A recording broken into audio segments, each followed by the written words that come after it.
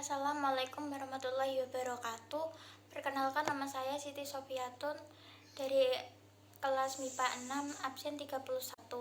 Perkenalkan, nama saya Susi Khairiyah dari kelas 10 MIPA 6 nomor absen 32. Kami dari kelompok 14. Proses singkat daur air, yaitu ketika air laut atau evaporasi, tumbuhan atau transpirasi terkena panas matahari, akan terjadi penguapan. Proses itu kemudian membentuk awan.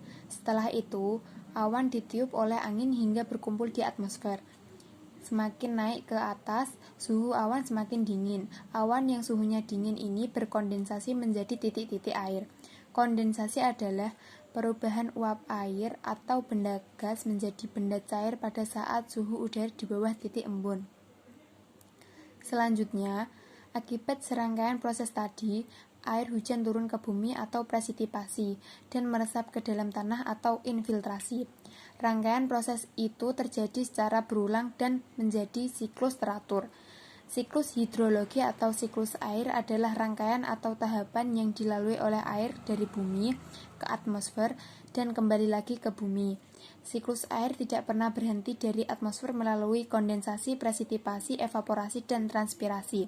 Artinya, air yang ada di bumi menguap jadi awan, terus turun lagi sebagai hujan atau embun. Hal itu yang menyebabkan volume air di bumi itu relatif sama dari tahun ke tahun.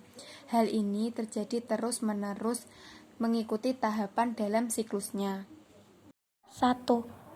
Evaporasi adalah proses di mana air yang ada di laut, rawa, sungai, dan lainnya menguap karena adanya pemanasan dari sinar matahari. Dalam hal ini, air diubah menjadi uap air atau gas sehingga bisa naik ke atmosfer. 2. Transpirasi. Proses ini serupa dengan evaporasi, hanya saja proses penguapan ini terjadi pada jaringan makhluk hidup seperti tumbuhan-tumbuhan. 3. Kondensasi. Proses di mana berubahnya uap air di atmosfer menjadi partikel es yang sangat kecil di suhu yang rendah. Partikel es tersebut saling mendekat satu sama lain sehingga akan mengumpal sebagai awan. 4. Presipitasi. Ketika terlalu banyak yang terkondensasi, maka tetesan air di awan akan menjadi besar dan berat untuk menahan di udara, sehingga jatuh sebagai hujan salju. 5. Infiltrasi singkatnya adalah proses meresapnya air ke dalam tanah.